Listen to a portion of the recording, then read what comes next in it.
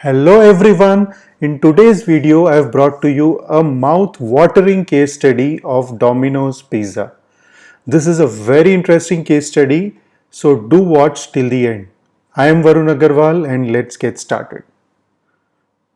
Which brand comes to your mind whenever I say pizza?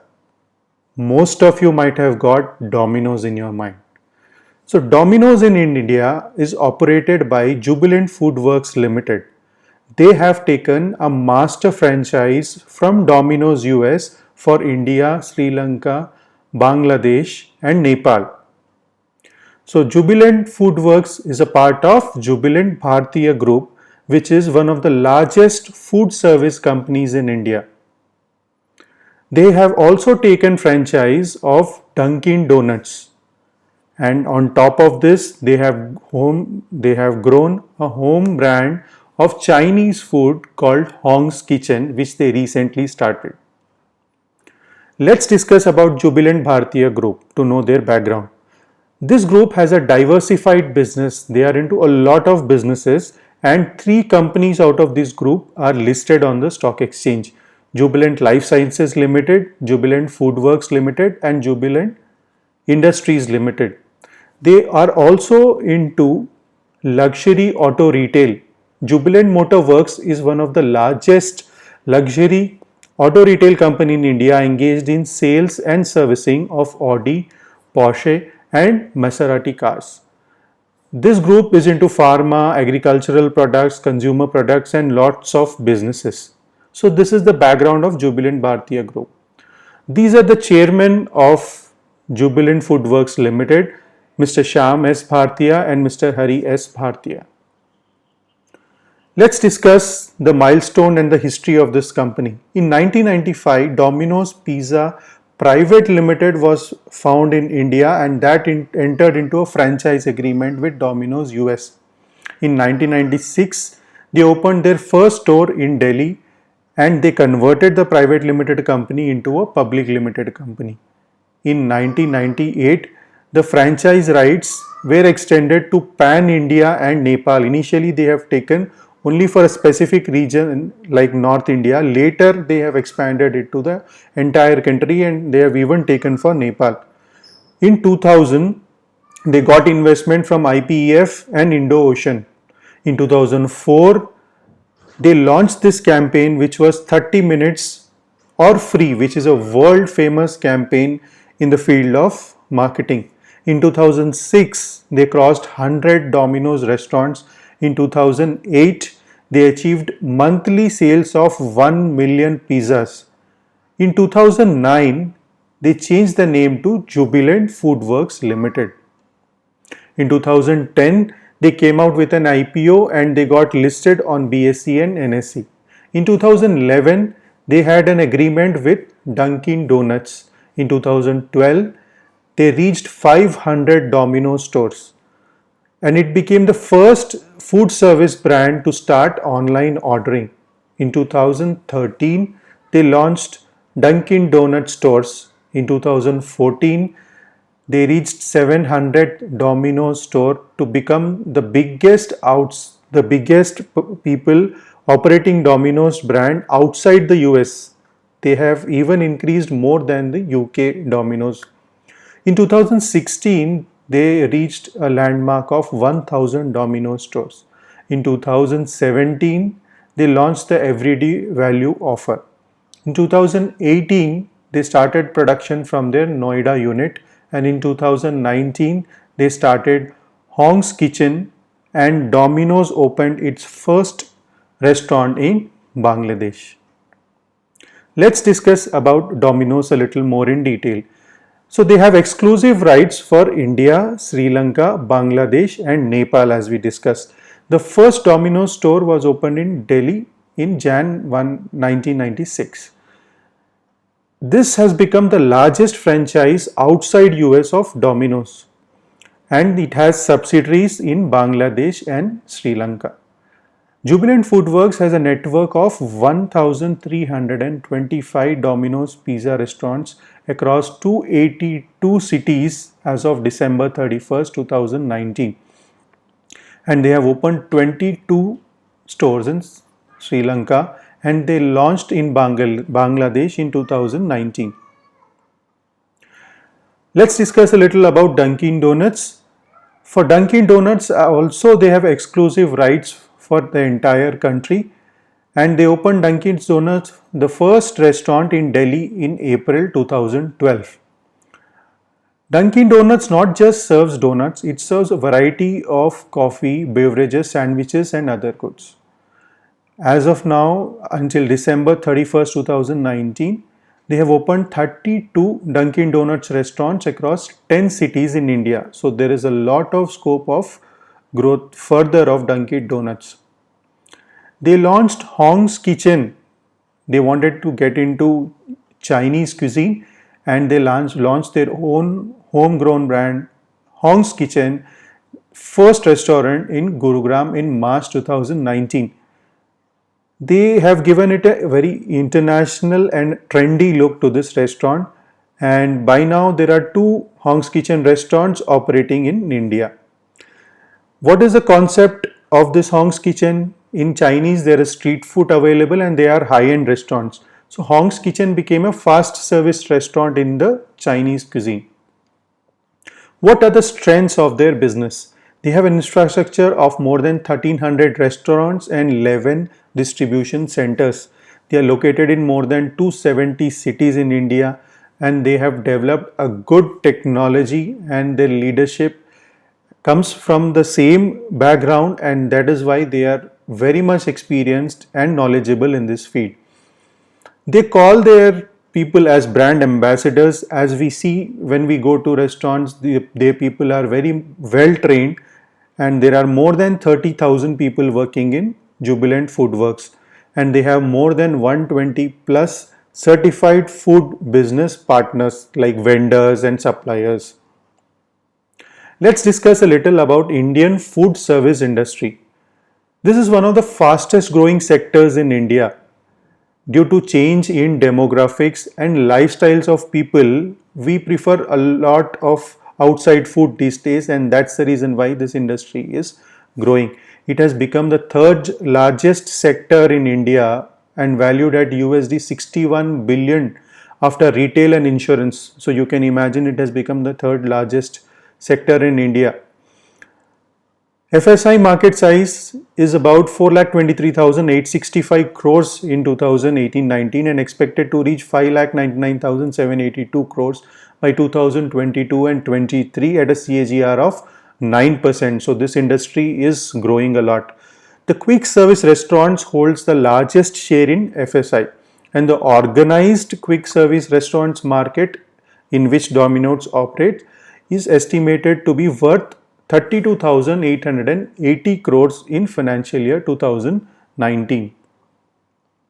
Coming to the growth plans of this company, they have a very clear growth plan. That is why I like the case study of this company very much. They want to grow the existing brands geographically within the country and beyond India, and they want to do better customer service by investing in technology and data science. They want to build a portfolio of brands across different cuisines, and they have already started doing that as they entered into Chinese, and they want to scale up their just started Hong's Kitchen. They want to build an international business in Sri Lanka, Bangladesh, and other neighboring countries also. And now, if you closely observe, they initially started by taking a franchise of Domino's and Dunkin' Donuts, and they have started their own brand recently called Hong's Kitchen. So in future, they, rather than taking franchise, they will become a company who is giving franchise of Hong's Kitchen to others in India and in fact beyond India also. This is a very unique company in terms of marketing. They are very popular, and this case study of Domino's is discussed in lot of courses in colleges. They have differentiated brand USP by coming up with a campaign 30 minutes or free delivery guarantee. Everybody knows this. And they have a striking emotional chord with consumers through campaigns and taglines like Hungry Kya, Ye Hai Rishton Ka Time, and the latest one is खुशियों की delivery कभी भी कहीं भी. Let's now that we know about the company, their promoters, their background, their strengths, let us discuss some facts and figures of this company of financial year 2019. Domino's opened 102 new restaurants in 2019 and closed 9 non-profit making restaurants. It launched World Pizza League and offered 10 new flavors from different countries across the globe. They gave a new look to their Domino's restaurants, and slowly all the restaurants in the country will have a new look. Dunkin' Donuts broke even in Q3 of financial 19, so it has become profitable too. Their own Chinese brand Hong's Kitchen was launched in 2009, and they entered Bangladesh, and in the first restaurant and in the first restaurant's first week they have a record making sale of the highest anywhere in the world. When restaurant was open, Domino's was opened, Bangladesh first week sales were the highest. So this shows that the next country which they are entering in also will have a great demand and they will grow very fast. They have improved their apps for online food ordering, and there is a quick fact that Azim Premji Trust also holds close to 1% share in this company. Their operating revenue for financial year 2019 is 3,531 crores, and this is up by 18.5% when compared to the earlier year. Domino's, the existing stores of Domino's grew by 16.4%. The sales in the existing stores grew by 16.4%, which is the highest in 7 years. That itself shows that there is a huge increase in demand for buying and eating pizzas in India.